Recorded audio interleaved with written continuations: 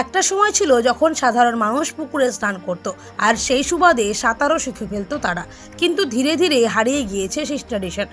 এখনও কিছু গ্রামগঞ্জে গেলে পুকুরে সাঁতারের দৃশ্য চোখে পড়ে, যদিও শহরাঞ্চলে সেই দৃশ্য শুধুই গল্প কথা। তাই ছেলে মেয়েদের বাথরুমে শাওয়ার থেকে বাইরে পুকুরে এনে সাঁতার শেখানোর বিশেষ উদ্যোগ গ্রহণ করলেন টিপু মণ্ডল নামের রায়গঞ্জের এক সমাজকর্মী। তিনি দীর্ঘ ৩ বছর ধরে রায়গঞ্জ শহরের পার্বতী দেবী বালিকা উচ্চ বিদ্যালয়ের পাশে সেবকপল্লীর একটি পুকুরে বিনামূল্যে সাঁতারের প্রশিক্ষণ দিচ্ছেন। ৮ থেকে ৮০ সব বয়সের মানুষরাই সেখানে ভিড় জমাচ্ছেন। টিপু মণ্ডল জানান, রায়গঞ্জে সুইমিং পুল থাকলেও প্রকৃতির কোলে সাঁতার শেখা অনেক বেশি জরুরি, তাতে শরীর ও স্বাস্থ্য ভালো থাকে। কি নাম আপনার? আমার নাম টিপু মণ্ডল। এই যে পুকুরে আপনারা সাঁতার কাটেন, কেন এই উদ্যোগটা কেন আপনাদের? আমাদের শৈশবটা হারিয়ে যাচ্ছে এবং শৈশবটা ফিরিয়ে আনার জন্য আমরা করছি। বাচ্চা থেকে বুড়ো সবাই একখানে এসছে, এবং বাবা ছেলে নাতি।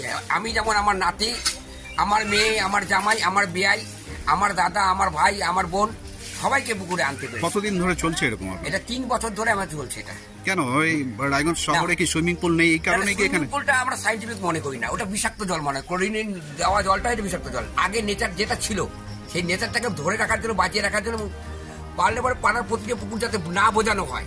এই পুকুর এই যে মাফিয়াগুলো আছে না, দেখবেন যে বিভিন্ন পাড়া পুকুরগুলো বুঝিয়ে বুঝিয়ে ইয়ে করে দিচ্ছে। পুকুর মানে প্রাকৃতিক ব্যালেন্সটা নষ্ট হচ্ছে, যার জন্য চাইছি যে মানে পুকুরগুলো যাতে বেঁচে থাকে এবং প্রতিটা পাড়াতে যাতে তৈরি হয়। মানে রায়গঞ্জ শহরে পুকুর বোঝানো বন্ধ করতেই আপনাদের এই বড়? এটা নয় আমরা এটা করেছি যে আমাদের দেখা দেখি অন্যান্য কাশিবাড়ি পুকুর চলছে একটা। আমাদের পুকুরে এক সময় জলটা খারাপ হয়ে গেছিল, তখন আমাদের টিমটাই গিয়ে ওখানে কাশিবাড়িতে চালু করেছে।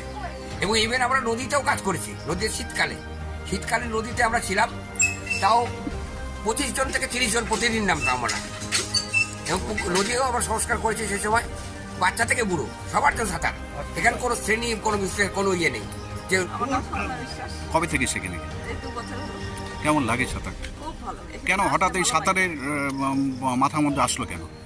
মাথায় আসলো শরীরটা ভালো থাকবে, একটু আনন্দ পাওয়া যাবে। জীবনে আর কি আছে আনন্দ ছাড়া? একটু আনন্দ করে যাই। এই সাঁতার কাটার পর কি সুস্থ আছেন অনেক? হ্যাঁ, খুব ভালো আছি। প্রেশার ছিল, প্রেশারটা নরমাল এখন। হাই প্রেশার ছিল? হ্যাঁ, হাই প্রেশার। কতক্ষণ ধরে সেখানে? এখানে 1 ঘন্টা থাকি। কোথায় বাড়ি আপনার? আর এখানে তুলসীপাড়া। কবে থেকে সাঁতার করছেন? প্রায় 1 বছর। এই যে সাঁতার, হঠাৎ কেন এই সিদ্ধান্ত?